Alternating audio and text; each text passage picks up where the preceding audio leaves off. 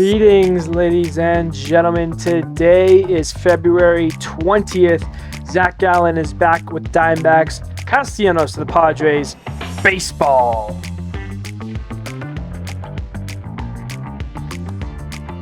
is back. Hello, everybody. My name is Steven. This is the middle of the order. How are we doing today, ladies and gentlemen? We did it. We have done it. February 20th.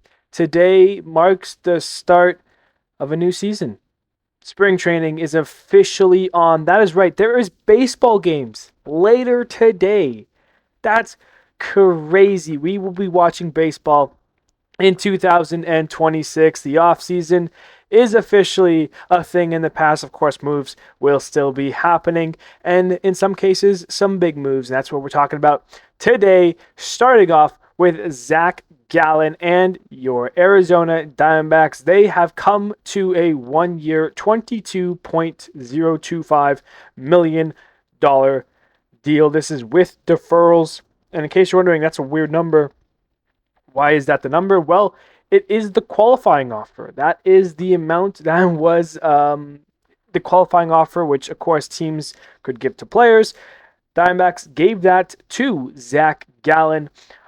He declined it, gave it his go in free agency, and in the end, as we came to the buzzer of spring training, pitchers and catchers have reported, he ends up taking that deal. Credit to Diamondbacks for still holding out and still allowing that deal to be on the table for Zac Gallen. And it was a smart thing to do. I think Zac Gallen could have held out a little bit, maybe gotten a few extra dollars, maybe even gotten that larger contract.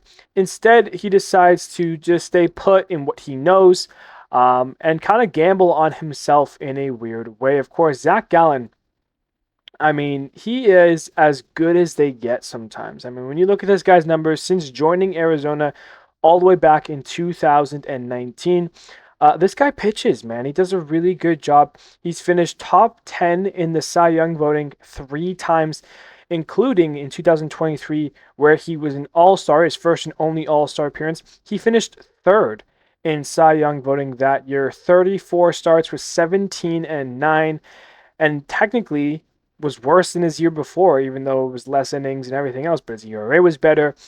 His numbers were about the same, if not better, considering he had, 3 more starts, nearly 20 innings more.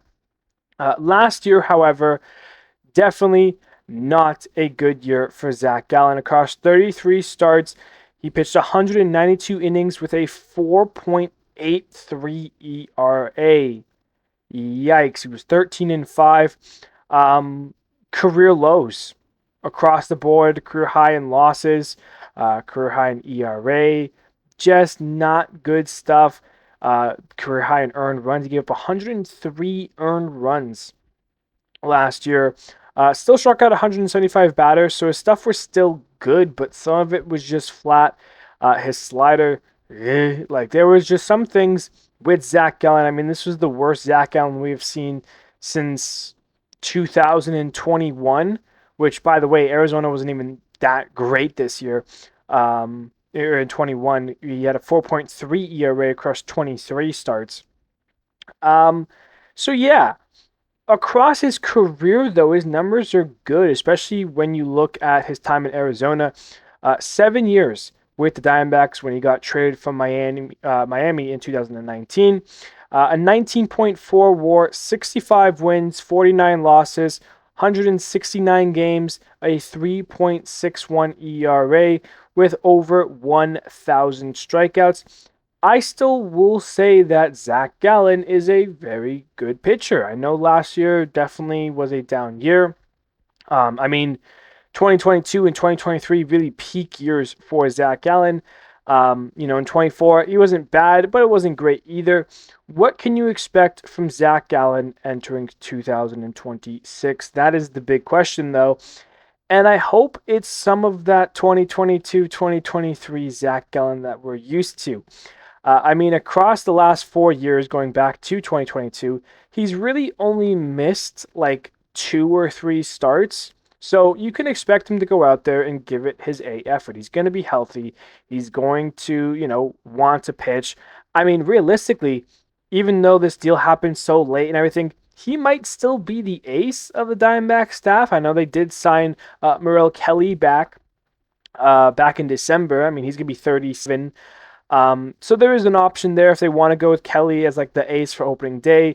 Maybe they just end up giving it to Zac Gallen again because, again, when you look at his longevity of the career that Zac Gallen has had and his time in Arizona, he has been a very good pitcher. You're looking at that one outlier year, and you're hoping it's an outlier year. And I think it is an outlier year for Zac Gallen.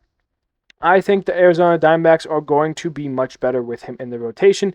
And I think he's going to get himself a big contract next year. I think he's deserving of that. He is going to be 30 years old this year. So, I mean, he's kind of right up in that point where it's like you're looking for a 4-year, 5-year deal, maybe, if you want to be like that ace kind of guy. So, yeah, that's my take on Zac Gallen. I think he is due for a rebound. I think he's one of those guys that, he's got it in the tank, man. He just needs to tap into a little bit, figure out where his stuff went wrong exactly, and then go from there. Because, again, I think he is very talented, and I think that he's going to be better this year than he was last year. I mean, that's not a high ceiling because, like I said, 4.83 WAR or 4.83 ERA, that's very high for a starter. So I think, Zac Gallen, tough 2025, he will rebound and rebound in a big way. I'm on Team Zac Gallen for 2026. I'm on Team Arizona for 2026. I like Arizona Diamondbacks. I think they're a good team and excited to see what they can do this year. Moving on here, let's go with the Padres because they signed a triple of players. They signed 3 guys to deals here, including Griffin Canning for $2.5 million, Herman Marquez for $1.75, and Nicholas Castellanos. Now, of course, the Padres will sign him on a $780K league minimum. However, he, of course, is still getting paid by the Phillies in full. So in total, he'll be making just under $21 million this year. And we're going to start by talking about Nick Castellanos as well, because similar to Zac Gallen, really tough 2025, I got to say.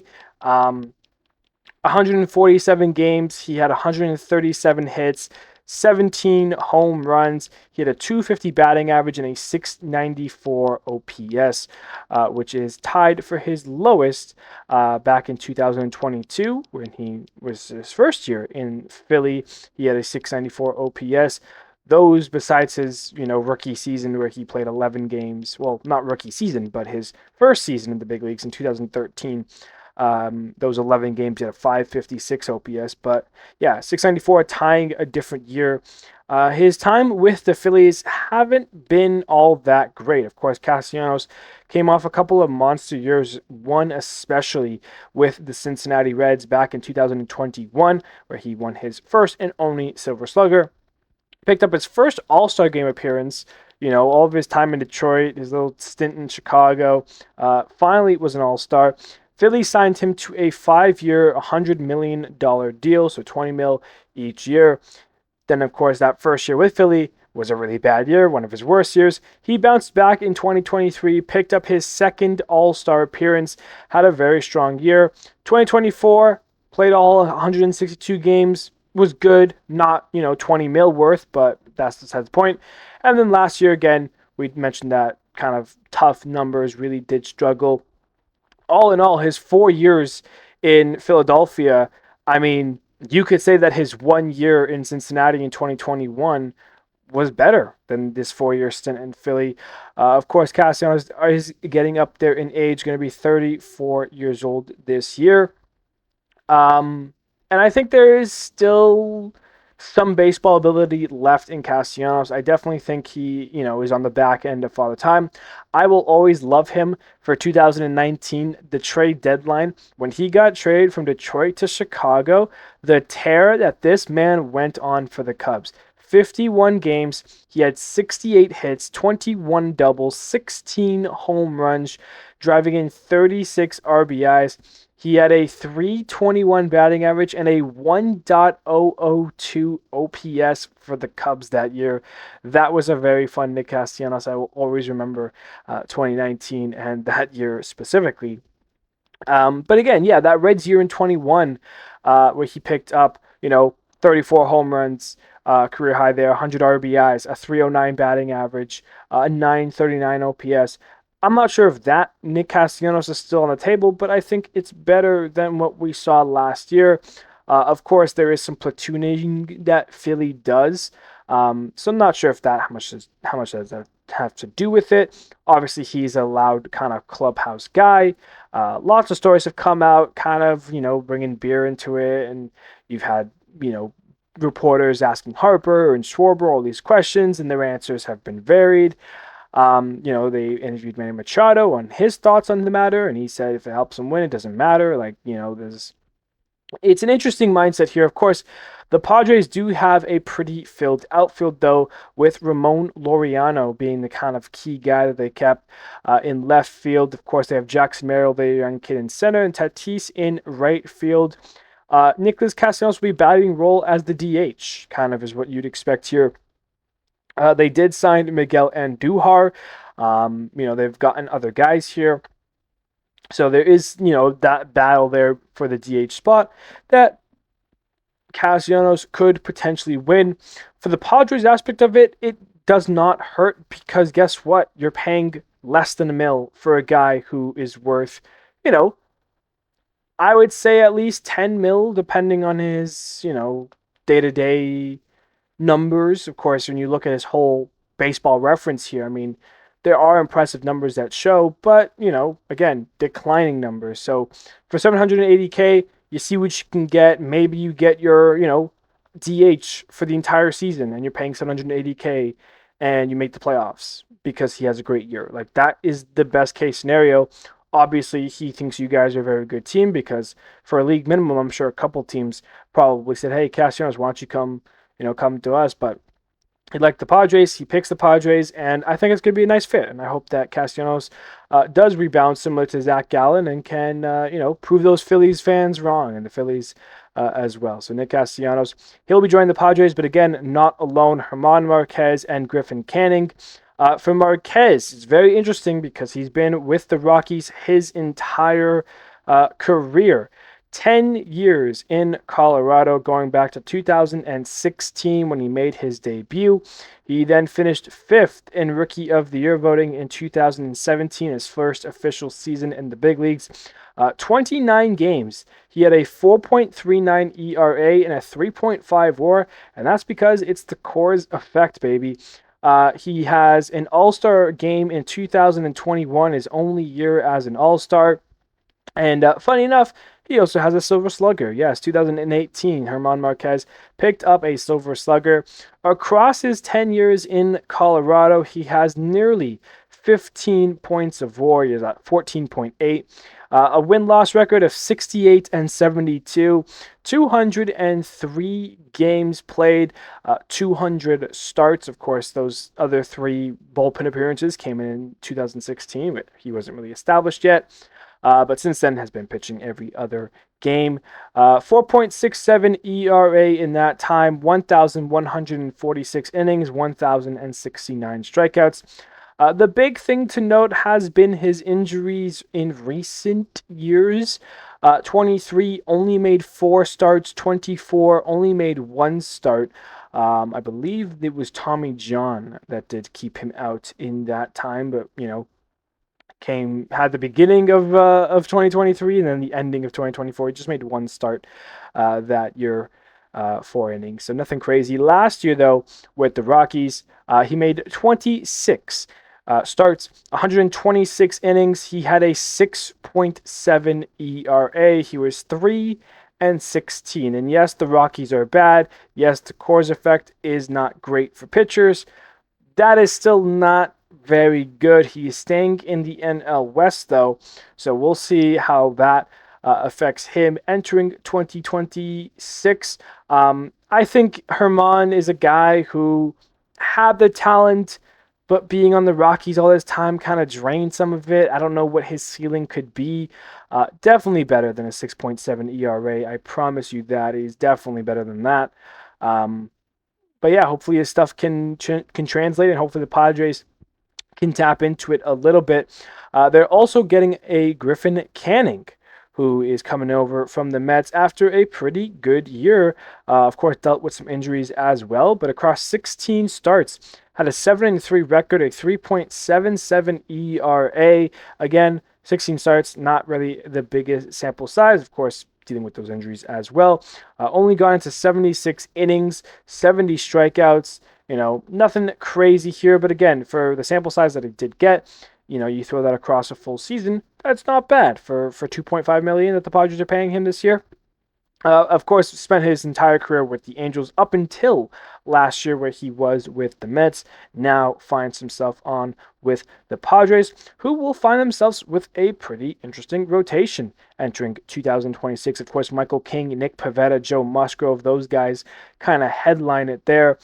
Randy Vasquez, of course, now in that rotation as well as Herman Marquez. Of course, Griffin Canning did get injured last year. That's why he missed so much time afterwards, and probably would still be injured entering 2026. Not too sure about that, but we'll see what happens there with Canning. Of course, Yu Darvish, he's not going to be around. So Padres rotation right now sits as King, Pivetta, Musgrove, Vasquez, and Marquez. So says Fangraphs. But that is what the Padres did now in this offseason here, kind of late into the offseason. They make a handful of moves to try and get better, and we'll see if they end up getting better or not. Next up, we've got some other signings to talk about here really quickly. Starting with Brewers. We'll go with the Brewers first because they have signed Luis Rengifo. Yes, Luis Rengifo signs a 1-year, $3.5 million deal with the Brewers. This is the type of guy that you expect to sign with the Brewers. At times kind of seem like a match made in heaven. You could say that Luis Rengifo is a little bit underrated at times. Of course, second baseman his whole 7-year career with the Angels. So, if you haven't heard of this guy, that's probably why, because it's the Angels. 7 years, 673 games with the Halos, 571 hits. He's got 62 home runs, including a career high of 17 that he hit back in 2022. A 250 batting average and a 688 OPS. If there was a team to tap into the potential that this guy could have, it is definitely the Milwaukee Brewers. Last year, in his age 28 season, 147 games, had 119 hits, his second most hits that he's hit in a career. He had 9 home runs, 43 RBIs, a 238 batting average, and a 622 OPS. Not very powerful, has a good defensive glove out there. I think Luis Rengifo, can see some shine potential with the Padres. That is, not the Padres, the Brewers. That's obviously the hope that they are trying to bring in here. That is a move that happened. The Cubs, they stayed a little bit productive as well here into the last week of the offseason. They signed Shelby Miller to a 2-year, $2.5 million deal. Now, Shelby Miller, he's had quite the career, coming all the way into 2012 with the Cardinals when he made his debut. After 3 years there, including finishing 3rd in Rookie of the Year voting, ended up with the Braves in 2015 for his first and only All-Star appearance. Of course, this is with the start of his career, he was a starter. And with the Braves that year, he had 33 games. He was an All-Star, his first and only time, the most innings he's ever thrown, the most strikeouts he's had. He had a 3.02 ERA, 4.2 WAR. His record that year was 6-17. That is a hilariously funny stat that I do not remember. He led the league in losses with 17, yet had a 3.02 ERA and was an All-Star. That is a very funny year there for Shelby Miller. From there, he transitioned over to Arizona for a couple years, then with Texas in 2019, which was the first time we had seen this guy come out of the bullpen since that first year in 2012 with the Cardinals. He then opted out to play during COVID, and when he did come back in 2021, he got put back as a reliever and hasn't really looked back since. He made one start with the Dodgers in 2023, but he's been a journeyman. Since COVID, he's played on the Cubs, the Pirates, the Giants, the Dodgers, the Tigers, back to Arizona, and then last year finished it up with the Brewers. Last year in total, between his time in Arizona and Milwaukee, got into 48 games with a 2.74 ERA. Really strong numbers there out of the bullpen. And now ends up back on the Cubs. His time with the Cubs came in 2021, and it was not good. He played in 3 games, he pitched 2 innings, and he gave up 7 earned runs. He had a 31.5 ERA with the Cubs. So they're hoping that he's a little bit better for them now as he gives out a 2-year, $2.5 million contract. So Shelby Miller will find his way into a Cubs uniform, and to spring training he will go. The last signing that did happen was Will Brennan. Yeah, that's right. Will Brennan, if you remember, he's been with the Guardians the last 4 years. Definitely not a great year last year, and with all the moves they have and all the players they have, they just said goodbye, cut, and ends up with the San Francisco Giants on a $900K deal. It's not a minor league deal, but it's not even $1 million for Will Brennan here. Across those 4 years with the Guardians, 269 games. He's got 218 hits, 14 home runs, a 267 batting average, and a 680 OPS. So again, more contact than power. Last year, though, didn't really get much time. He played in 6 games. He was 1 for 11 in those games. Yeah, not much to say about Will Brennan. Maybe the Giants see something. Maybe they, just want him as depth piece. I don't know. 900K doesn't hurt. You move on. So those are the other kind of major league signings that did happen. We do have some minor league signings that are interesting and worth talking about. The Padres, they signed Ty France and Walker Buehler to minor league deals. Walker Buehler was asked if it's weird pitching for the Padres after being with the Dodgers. He said, yeah, kinda. It's just a funny quote there. Ty France, Walker Buehler, they've got minor leagues there. Other minor league deals, Elias Diaz signs with the Royals. Mitch Garver signs back with the Mariners. Dominic Smith to the Atlanta Braves. Adam Frazier to the Angels. Santiago Espinal with the Dodgers. Mike Tauchman with the Mets. Mark Canha with the Rangers. Joe Ross and Oscar Mercado with the Diamondbacks. Andrew Chafin with the Twins, Nathaniel Lau to the Reds, and my favorite out of all these minor league deals, Kevin Biggio to the Astros. Of course, Kevin Biggio, part of that Jays trio of young, sons of former Major League players with Bichette and Guerrero. He's obviously the one to have fallen out of the 3 there, but Kevin Biggio going to the Astros, where his dad found all of his success there. Maybe the Biggio gene is belonging in Houston, and maybe when he's with the Astros, he'll tap into that talent that I believe he still has.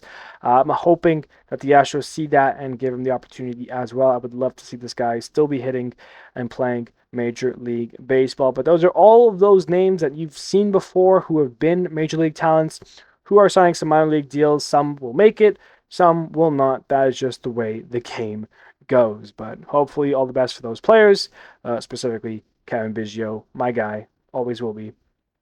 Let's talk about some front office stuff here, some manager stuff that went down as well this week.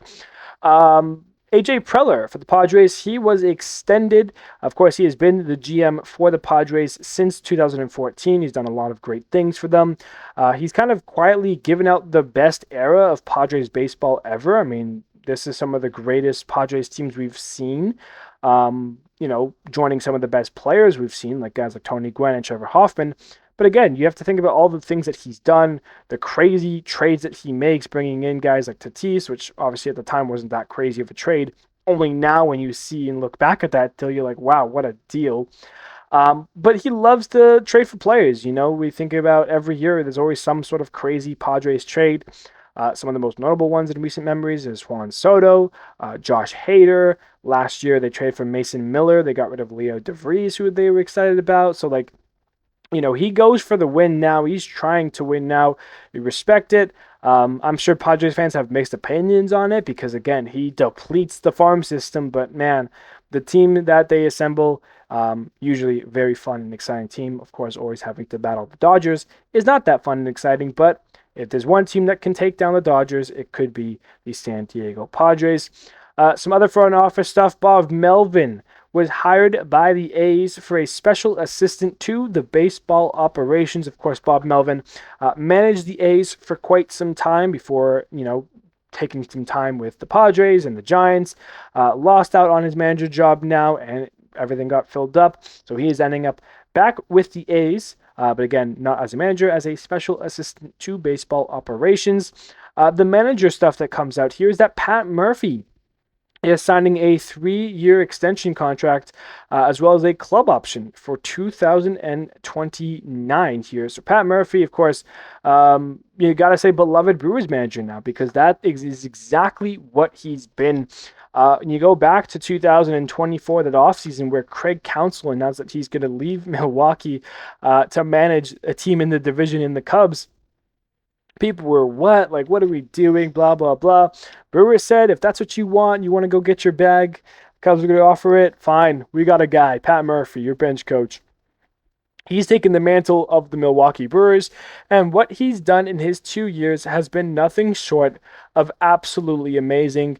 I gotta say, I love Pat Murphy. I think he is easily a top 5 manager in baseball right now.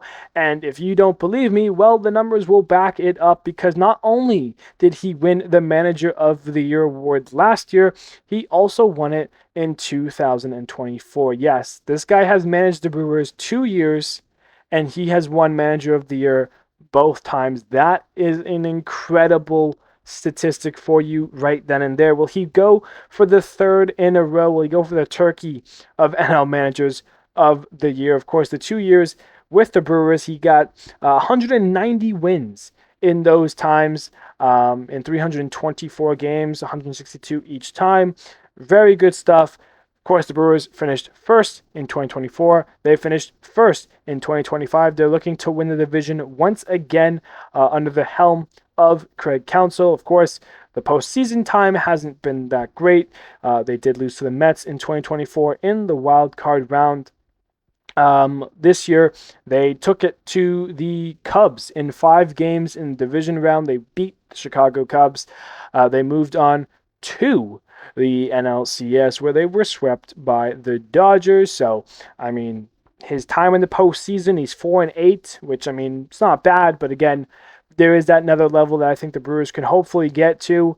We'll have to see, though, but if there's one guy to do it, it is Pat Murphy. He is incredible and is very excited to get that extension. So good for Pat Murphy and good for the Brewers, because, again, 2-time back-to-back Manager of the Year. Yeah, he deserves a little bit of an extension here. So that brings us to kind of the end of the offseason. As I mentioned, we have finished. And the question is, who is still left? Who is available? Who is still the guys here? I mentioned this last episode as well. Guys like Michael Conforto, Rhys Hoskins, John Gray, Alex Cobb, Frankie Montas, Patrick Corbin, Starling Marte, Jesse Winker, Michael Kopech, Tyler Anderson, Randall Grichuk. Like, these are all guys who are available. I would say, though, there are 3 guys that are standing out to me, as in, someone's got to sign these guys, right? First off being Lucas Giolito.